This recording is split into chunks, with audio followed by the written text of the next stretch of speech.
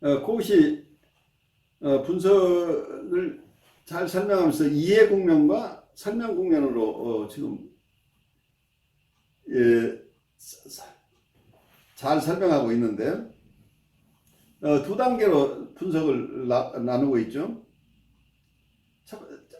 해석이라고 하는 것이나 분석을 하는 과정이 첫 번째 언더스탠딩이 먼저 중요하다는 거예요. 먼저 충분한 언더스탠딩이 되지 않고 바로 해석을 한다고 하는 것은 무리죠. 그러니까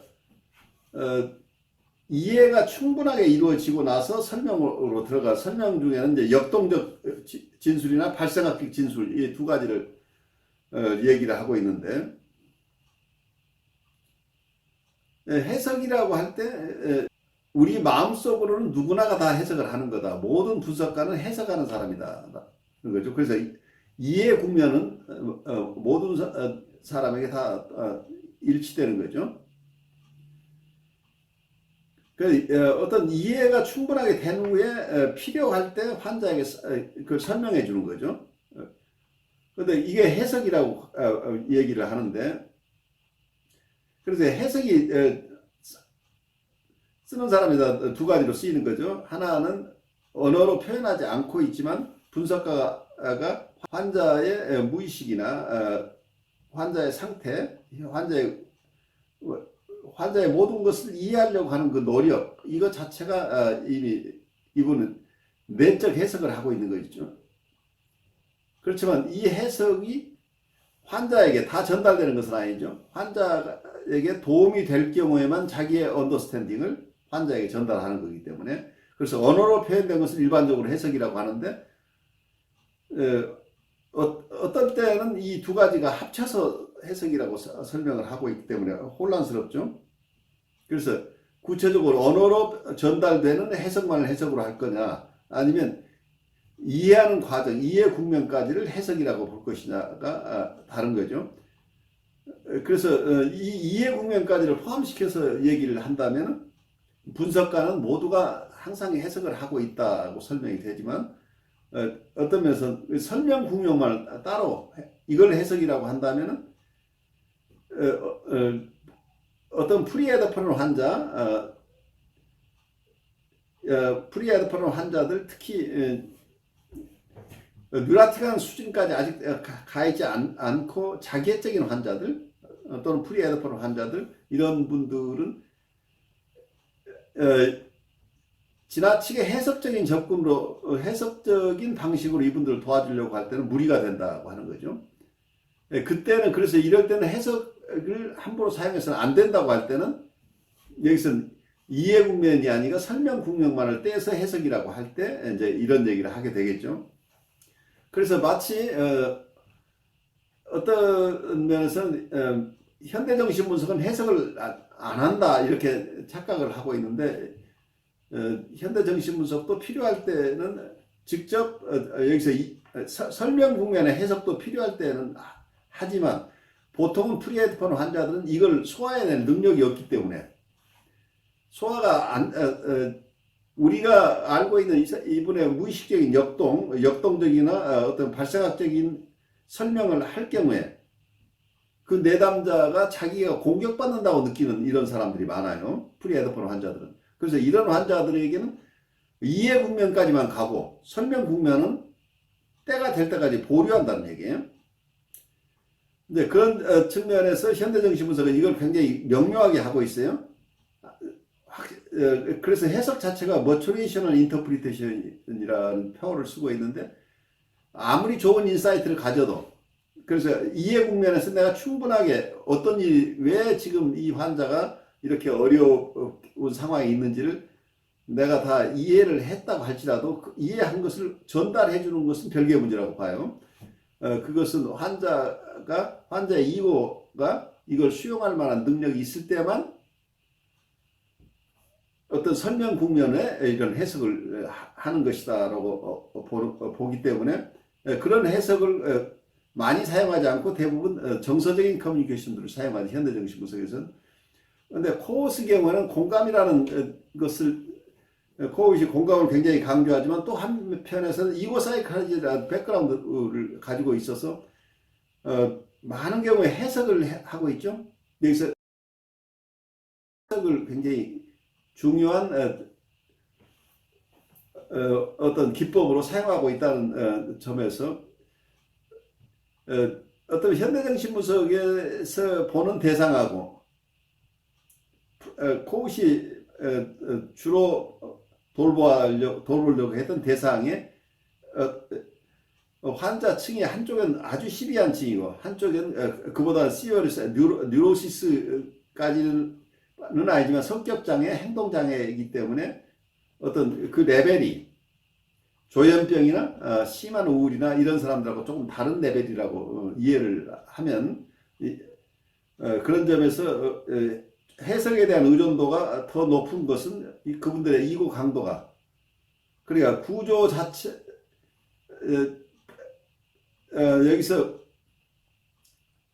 코웃은 자기가 돌보려고 하던 대상은 아까 얘기대로 성격장애나 행동장애 중심이 이런 어려움을 겪는 분들 중심이었지, 사이카틱하거나 보드라인 환자들은 정신분석적인 치료의 대상이 아니라고 봤다는 것을 우리가 먼저 이해를 해야 돼요.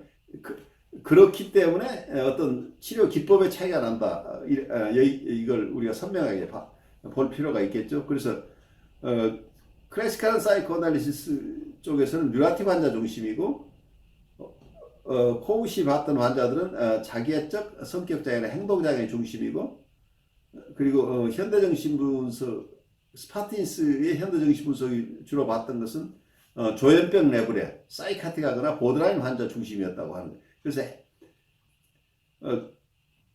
우리가 만나는 내담자가 어떤 상태에 있는지, 어떤 발달 수준에 있는지, 장애의 정도가 심한지 중간 정도인지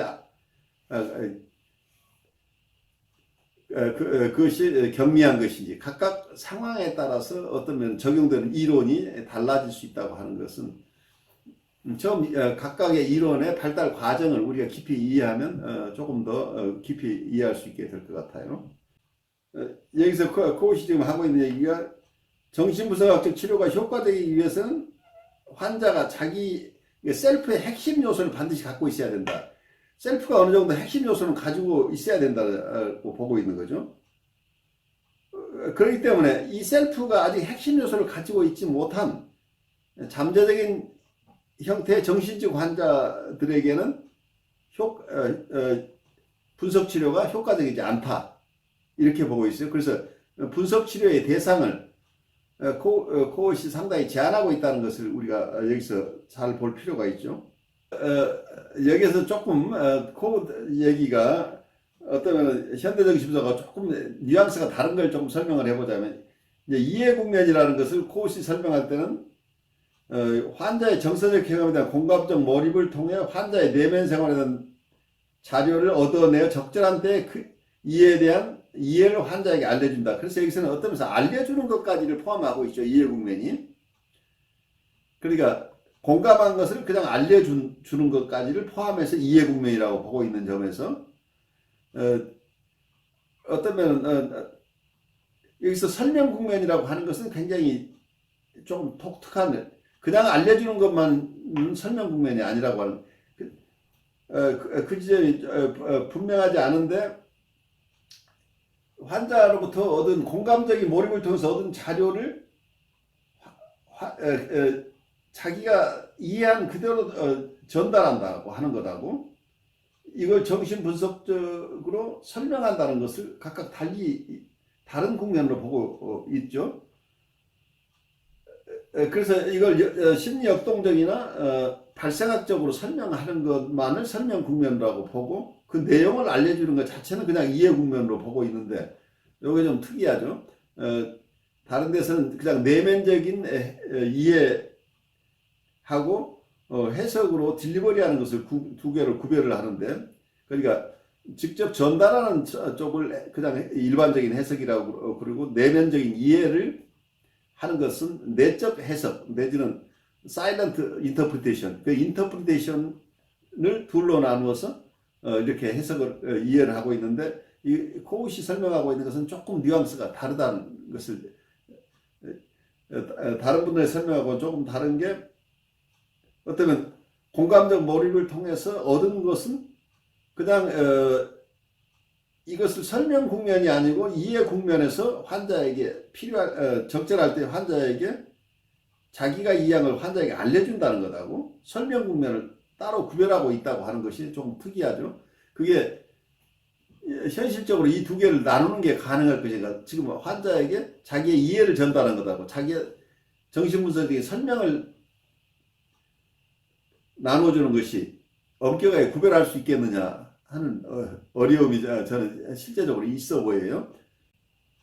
이해 국면이 단순하게 그냥 내적인 이해만을 하는 게 아니고 이해한 것을 환자에게 알려준다는 것까지 가죠. 그러니까 단순하게 알려주는 것하고 그 뒤에 설명 국면을 구별하고 있다고 하는 점이에요. 설명하고 이해를 이렇게 엄밀하게 나눌 수 있을 것인가. 여기서는 이해한 것을 환자에게 알려주는 것까지 포함한다고 한다면 거기에서 엄격하게 구별해낼 수 있느냐 하는 게 제가 드리는 질문이에요. 코웃은 그렇게 분명히 구별을 하고 있는데 여러분들 임상에서 또는 여러분 일상 삶에서 이 두 가지가 가능할 것인가 하는 얘기예요.